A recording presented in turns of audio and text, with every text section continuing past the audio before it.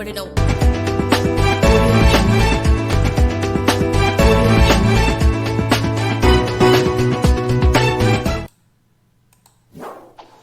పొదిలి పట్టణం పరిధిలో నేరాలను అరికట్టేందుకు జిల్లా ఎస్పీ దామోదర్ ఆదేశాల మేరకు పొదిలి పట్టణాన్ని నిఘా నేత్రాలను పర్యవేక్షణలో ఉండే విధంగా పొదిలి సిఐ వెంకటేశ్వర్లు ఎస్ఐ వేమన చర్యలు చేపట్టారు.